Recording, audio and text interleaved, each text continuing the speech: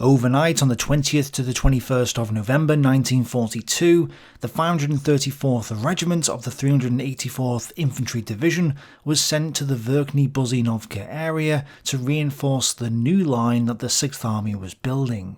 48th Panzer Corps also ordered Roth's 22nd Panzer Division to move south and form a line along the rivers in this area to avoid encirclement. But when it had done that, it received a new mission to advance northeast to rescue Group Lascar. So, moving back north, it found that the 1st Tank Corps had moved south and dug in, blocking them. Filipenko's Tank Brigade had also caught up with the 26th Tank Corps at Perelazovsky, making this a formidable obstacle for the 22nd Panzer Division. And by this point, Operation Uranus was already 36 hours behind schedule, and Stalin and the Stavka were demanding that everything be done to keep it going. To them, 1st Tank Corps needed to disengage from the 48th Panzer Corps, otherwise it would disrupt the entire plan. And Kravchenko's 4th Tank and Plev's 3rd Guards Cavalry Corps needed to slip around the Axis line and move towards the Don. This had to happen before Huber's 14th Panzer Corps reached the area and formed a solid line, otherwise they may be stopped from getting to Kalach. Huber had 110 panzers in total, although they were scattered over a wide area at this time, so if they were able to concentrate, this would be a significant threat to the Soviet offensive. Therefore, Romanenko ordered Butkov to disengage and complete his original objective. Zhukov's 89th Tank Brigade stayed behind, but the rest of 1st Tank Corps bypassed the 22nd Panzer Division, moved south and captured the state farms on the Kirtlach River. And Rodin's corps raced south too. Romanenko had told Rodin to get a move on, and so he did. 26th Tank Corps rolled into the area south of Kalmykov, and in the process of this move, General Dumitrescu pulled his headquarters all the way back to the town of Morozovsk, which was miles away. And suffering from the counterattacks of the 14th Panzer Division, the 5th Guards Cavalry Division bypassed the German strongpoint of Verkhney-Buzinovka and advanced southeast towards the town of Nizhnaya Buzinovka. 2 companies of Romanian infantry defended it, but they were easily routed, and the Soviets captured 7 tanks, 17 vehicles, and several warehouses in the town. Huber then entered Golubinsky and informed Paulus that, despite fuel shortages, the 24th and 16th Panzer Divisions would reach their designated positions along the Liska River during the afternoon or early evening. Paulus then ordered Huber to attack the flanks of the Soviet mobile groups, and it was now a race to see if the Germans could bring up enough forces to block the route to Kalach. Yet, as surprising as it sounds, up until this point, the 6th Army was actually optimistic about the situation in the west, going so far to say that it was the 3rd Guards Cavalry Corps that was the main threat.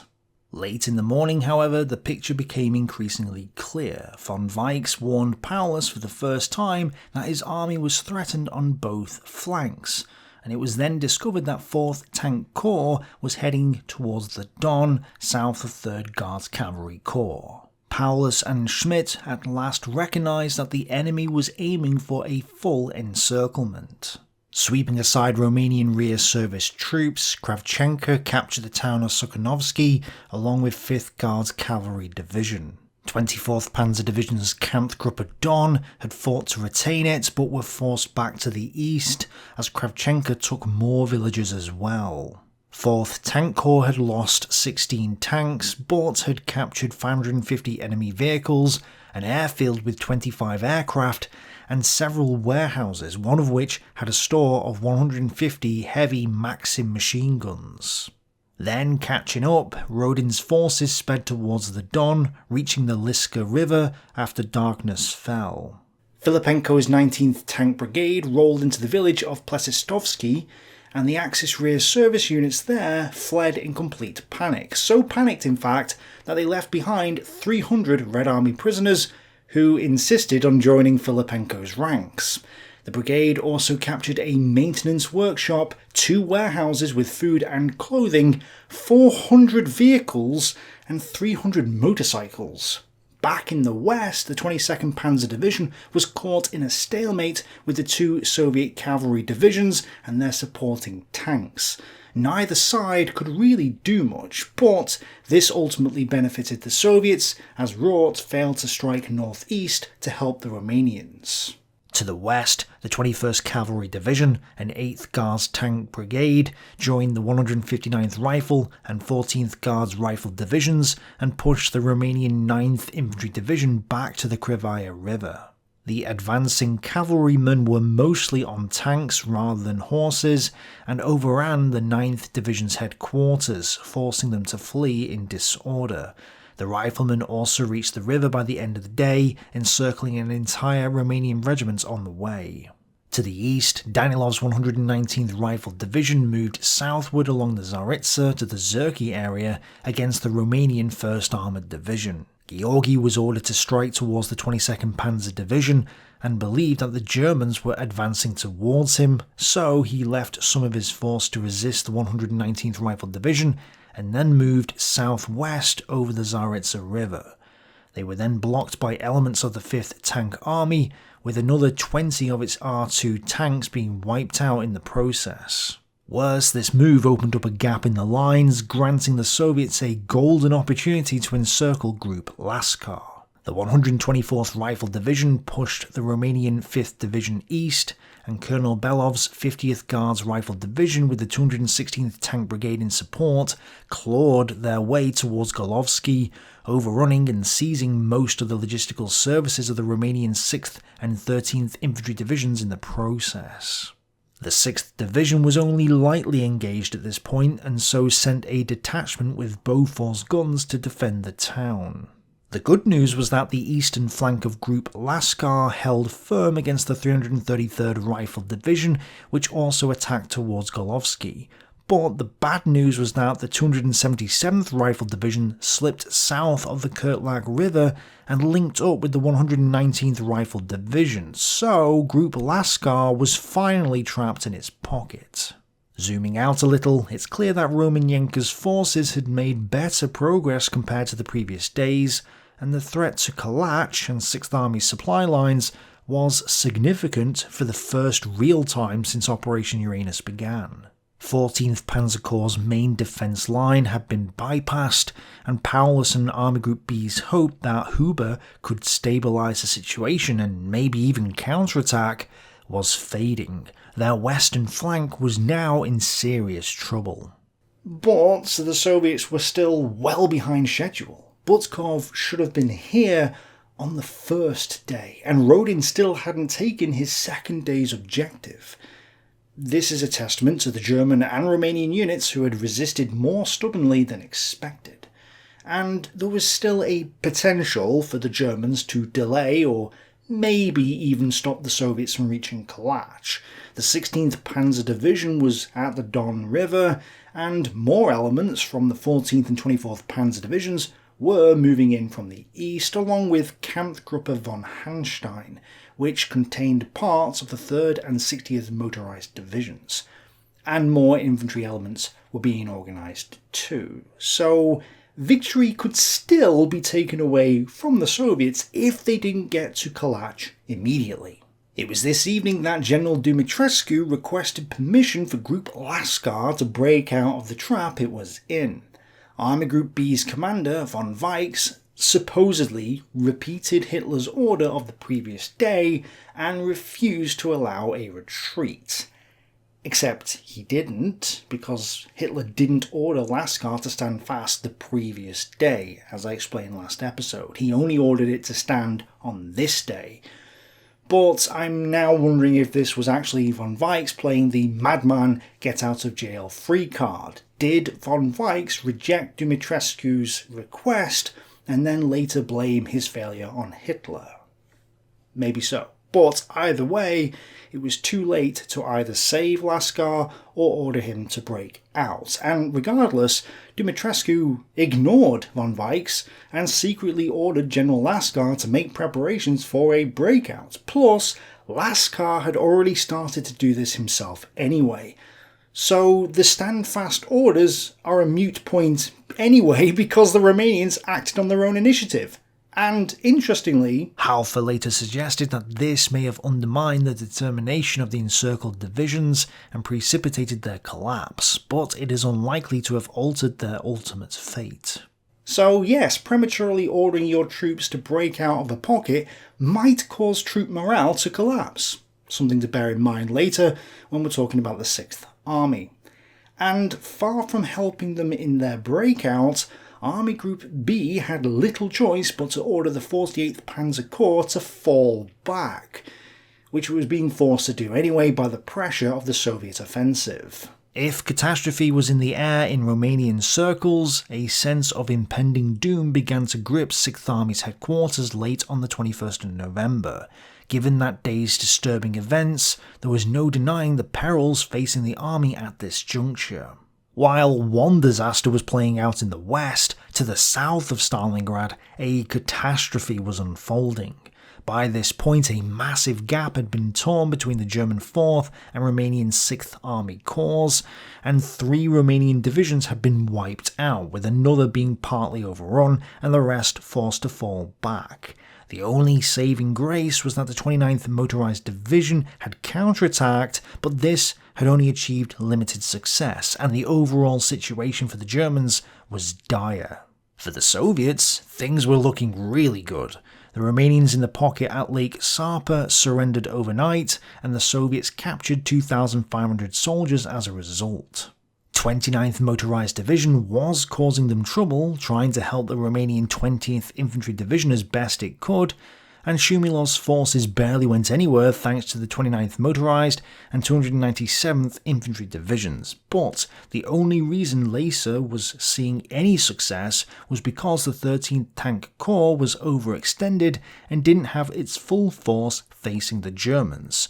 So, when the 17th Mechanised Brigade, with the 44th Tank Regiment, and the 62nd Mechanised Brigade, with the 163rd and 176th Tank Regiments, plus even more tank elements, arrived to take on the 29th Motorised Division, which they did on the 21st, the situation turned against the Germans.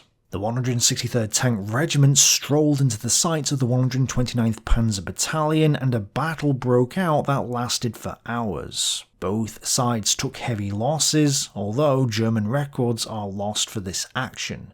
It's thought that the Soviets had 9 T-34s and 4 T-70s knocked out, while the Germans wrote off 6 Panzers, with possibly more damaged. Nonetheless, the Germans were forced to retreat. Despite the fog and snow, and the reliance on the compass once more, other Soviet units had begun to outflank the 29th Motorised Division, prompting 4th Army Corps, now transferred to the 6th Army, to order Laser's forces to begin withdrawing to more secure defensive positions, which they started that evening.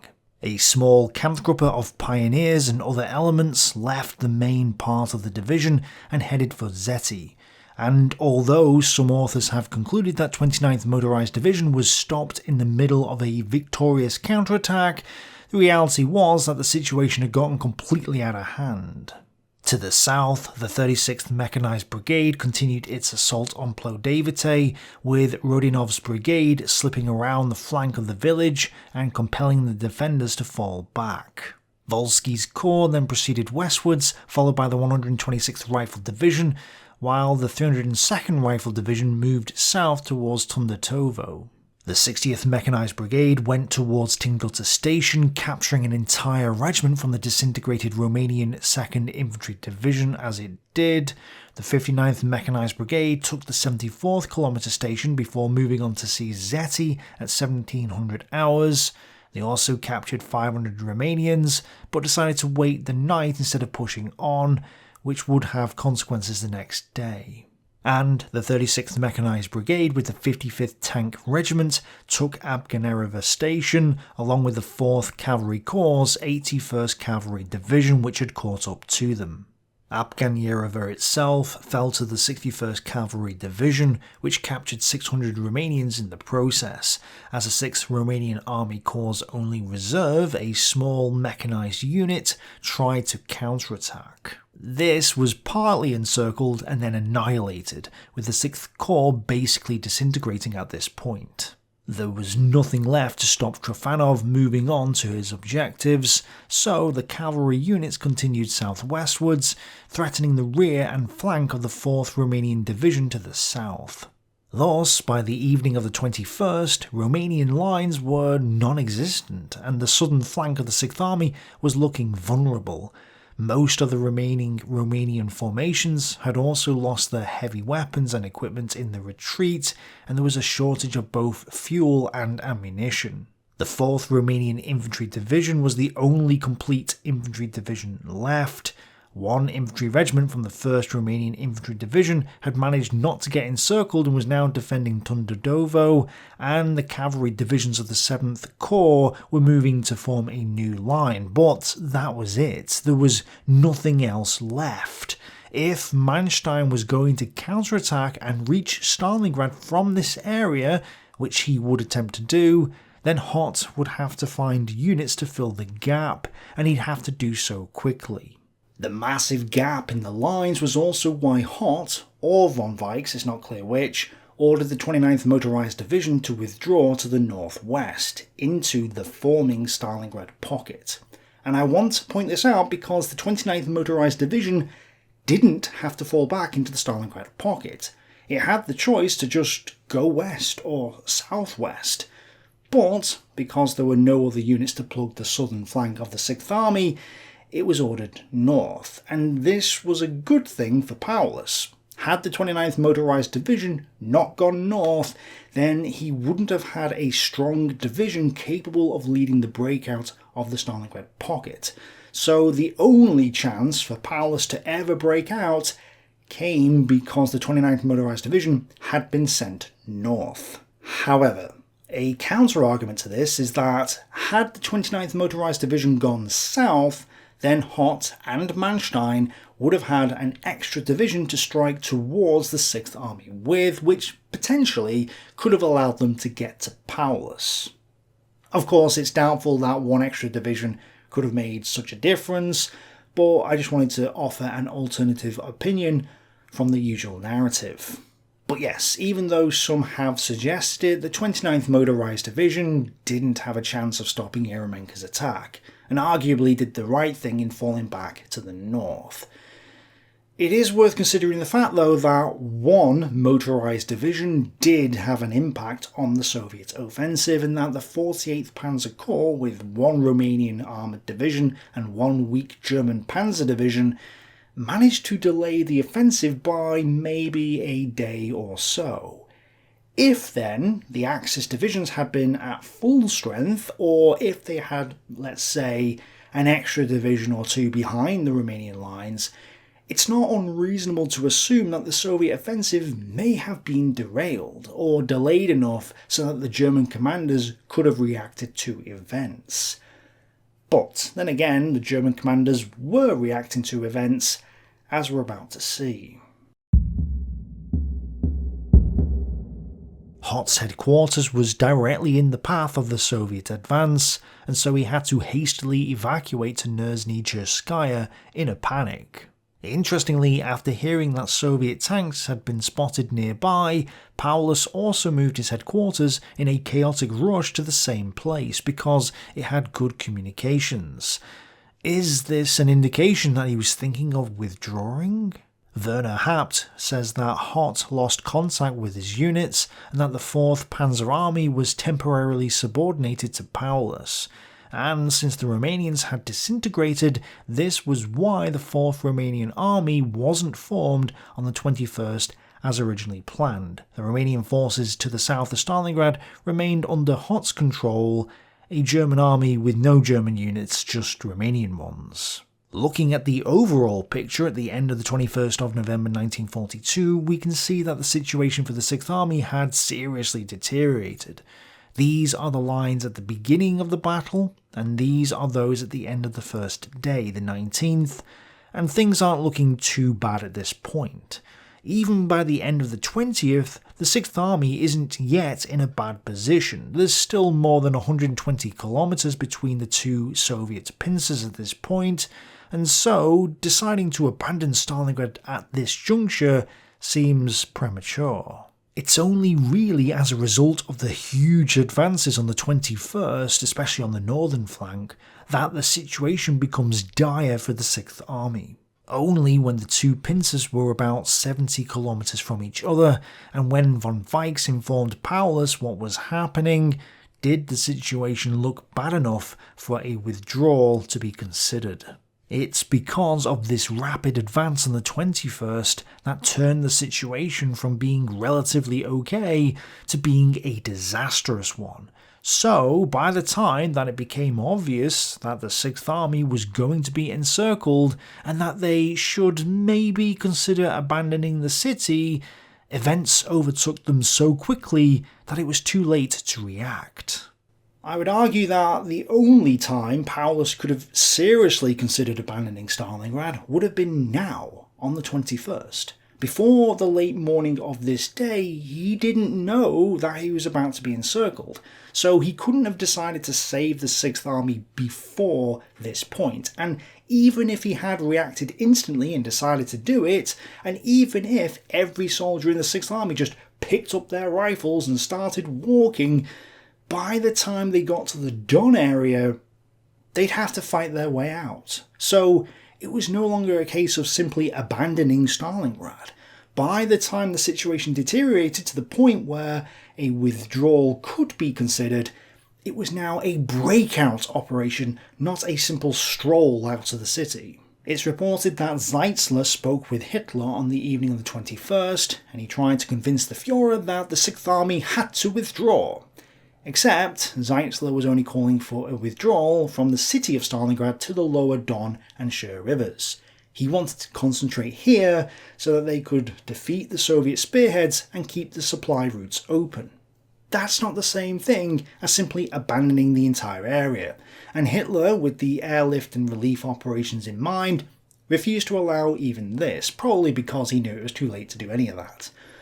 But the fact that Zeitzler himself wasn't arguing for a complete withdrawal supports the idea that it was too late to simply abandon Stalingrad. Now, some sources have suggested that the airlift operation could have begun on this day, the 21st of November, but Hayward, in his book Stopped at Stalingrad, points out that the weather was terrible and that the Luftwaffe was too busy evacuating their airfields in the face of the Soviet advance, so no airlift could begin at this point. Also, what's the point when the supply lines aren't cut yet? It doesn't really make any sense to argue this. However, Jesenek, Chief of Staff of the Luftwaffe, was starting to have doubts about this whole airlift idea.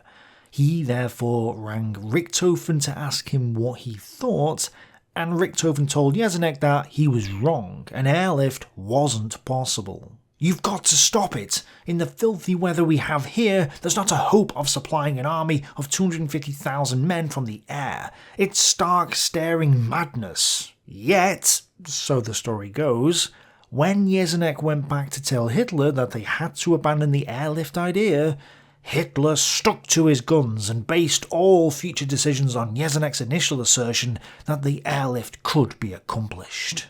Or, by the time Jesenek realised that the airlift idea wouldn't work, it was too late. The 6th Army was surrounded, and the only option was to supply it by the air.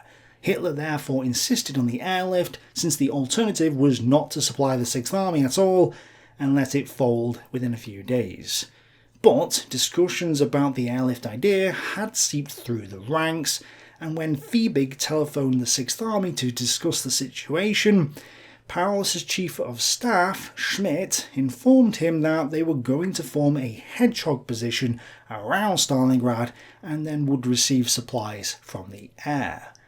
Fiebig, who hadn't been told about the airlift idea until now, responded saying that it was impossible to supply an entire army by the air, especially since many of their transport aircraft were busy flying troops to North Africa. Richthofen agreed with Fiebig and wrote in his diary on the 22nd of November that he started to convince as many people as possible that this was a bad idea. Apparently, in addition to Jesenek, he spoke with von Weichs, Zeitzler and even Goering, trying to persuade them all that it couldn't succeed. But again, what other option did they have? Even if it didn't fully work, the airlift would allow the 6th Army to survive for a couple of weeks until Manstein sorted the situation out. It didn't need to work, it just needed to be attempted. The permanent solution would be Manstein's relief operation. So, Richthofen was correct, it wouldn't work, but it had to be done because there was no other option. At Nizhny Cherskaya, Paulus, Schmidt, Pickert, command of the 8th Flak Division, Hott and his Chief of Staff, Fangor, all met to discuss the situation. Pickert was asked what he would do, and he said they should immediately break out. Schmidt explained that Hitler had expressly ordered 6th Army to stand fast at Stalingrad, that the army lacked sufficient fuel for a proper breakout attempt, and that the terrain itself complicated matters. The Soviets held higher ground to the west, meaning that 6th Army would be exposed to their guns if they attempted to break out. Such an attempt would have to be made without heavy weapons in any event because of the fuel shortages. Moreover, it would be necessary to leave 15,000 sick and wounded soldiers to their fate. Schmidt added, a breakout would probably turn into a Napoleonic catastrophe. Now, that's not an explanation you hear every day regarding the breakout attempt. Schmidt was definitely in favour of them standing their ground at Stalingrad and awaiting supplies or a break-in operation. So, all these accounts that pinned the blame squarely on Paulus and call him a coward, no, Schmidt provided a decent explanation as to why a breakout could not occur at this time, and that explanation has been dismissed or ignored. The reason why Paulus and Schmidt on this occasion rejected Pickert's and Fiebig's suggestion of an immediate breakout was not that they did not take the risks of supply by air seriously enough, but that a temporary hedgehog seemed to them unavoidable in the army's tactical and logistical position. A breakout was the first choice of the Wehrmacht leadership. Likewise, the first major German operational study of the campaign, written in 1955, recommended it, and it still surfaces in the literature today.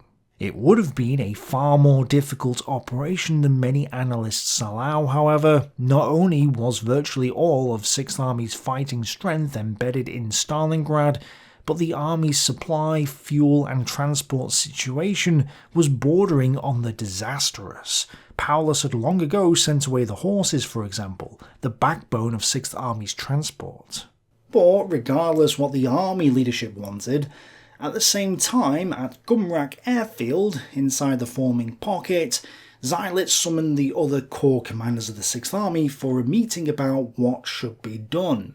Paulus didn't know about this discussion, but von Weichs did, and they all decided that a breakout should be attempted on the 25th of November, which would be well after they were surrounded. Von Weichs gave the green light to this operation, and this is interesting because at the same time Paulus asked von Weichs for permission to withdraw again, which was refused. Now, before we see Paulus's message, let's look at the map. What forces was Paulus going to use for a breakout attempt? Where's his breakout force? It doesn't exist. He was busy trying to form blocking lines and a hedgehog-style defence in the Stalingrad area, but there was basically nothing in the south at this time that he could use as a breakout force. Worse, there was nothing in the south to even create the defensive line he was trying to create. Paulus was actually concerned that he couldn't form a pocket because his southern front didn't have enough troops. Yet he's expected to make a breakout attempt? Nevertheless, Paulus asked von Weichs if he could have freedom of action to withdraw from Stalingrad if a front could not be created. But Paulus's message is often only partially quoted and is often used to blame Hitler. In reality, Paulus wanted to form a hedgehog around Stalingrad first, and only if he failed to do that would he order his men to break out. It is doubtful whether we can succeed in building a thin line in the south by weakening the strong north front. The Don is frozen solid and can be crossed on foot. Supplies will soon be used up, and tanks and heavy weapons will be immobile. The ammunition situation is strained, and there are enough foodstuffs for 6 days. The army plans to keep up the defence of the area from Stalingrad to the Don and concentrate all its efforts there. Presumably in this way it will be possible to ensure the closure of the southern front and the reception by air of the necessary supplies. We request freedom of action for the armies in case we fail to organise the defence along the southern front. The situation in this case will require to leave Stalingrad and the northern front and to direct all forces against the enemy in the south in order to establish connection with 4th Romanian Army. An offensive in the western direction to Bokhovskaya cannot be considered because of strong enemy forces and difficult terrain. So, contrary to the other accounts, Paulus wasn't wanting to abandon Stalingrad. He would only do so if he failed to establish a pocket, which was the priority. So, fleeing from Stalingrad was viewed as a last resort. Nonetheless, when von Weichs later showed this same message to von Manstein, the conclusion he came to was different. At HQ Army Group B with von Weichs, I was shown a message which General Paulus, the commander of 6th Army, had radioed to Hitler on, to the best of my recollection, 22nd or 23rd of November. It stated that he and all his corps commanders considered it absolutely imperative that the army should break out to the southwest. To raise the forces needed for such an operation, however, he would have to shift certain formations around inside the army and, for the purpose of economizing in troops, take his northern front back on a shorter line. The view taken at Army Group headquarters was that, even if Hitler had given immediate approval, no breakout could have started before 28th of November. There's numerous problems with Manstein's interpretation of Paulus's message. For starters, it's simply not what Paulus's message said. And there's so much going on here that it's worth thinking this through again. So some accounts are saying that Paulus didn't want to break out and was just blindly following Hitler's orders, yet Manstein was saying that he did want to break out, which in reality he didn't. We also have his corps commanders and von Weichs saying that they want to break out and were preparing to do so, which Paulus supposedly didn't know about, but at the same time Paulus doesn't even have the forces in the south to create a defensive line, let alone mount a breakout attempt. So Paulus needs to shrink his pocket first, which he doesn't want to do, in order to free up some troops so that he could form a southern defensive line, which he wasn't sure was even possible, and then potentially launch a breakout attempt, maybe on the 25th, or as Manstein says, on the 28th of November, in 3 to 6 days' time. The reason it would take some time to prepare was because they would have to actually fight their way out of the pocket. They can't just pick up their rifles and start walking. So this required an organised and planned effort that would take time to prepare. In addition, Schmidt was certain that a breakout attempt couldn't succeed at the moment, which lends credence to the idea that Paulus couldn't mount an immediate breakout attempt and didn't want to do so. And there's nothing to the south of Stalingrad. Nothing. No Axis line at this time. There's basically nothing between the Italian 8th Army and the couple of Romanian cavalry divisions in Hoth's army to the south. For all anyone knew, the front line could have fallen back to Rostov, so ordering a breakout now would have meant they would have been walking for weeks before they even reached friendly lines. It might be worth waiting until someone, let's say Manstein, had formed a new front with fresh reserves, and then had started to strike towards the 6th Army before a breakout attempt was made. Gee, I wonder why Hitler refused to allow a breakout attempt. Radio message number 1352, urgent, to headquarters 6th Army, Führer decision. 6th Army will hold rail line open as long as possible in spite of danger of temporary encirclement. Orders for supply by air will follow. Supposedly, according to Glantz, Paulus and his subordinates at 6th Army were stunned by this decision, contradicting Schmidt's words previously and then doesn't make sense at all given what we've just discussed. Also, some of the sources say that Paulus and his staff didn't actually receive the order because they had been evacuating their headquarters when it was sent, directly contradicting Glantz and some of the other accounts.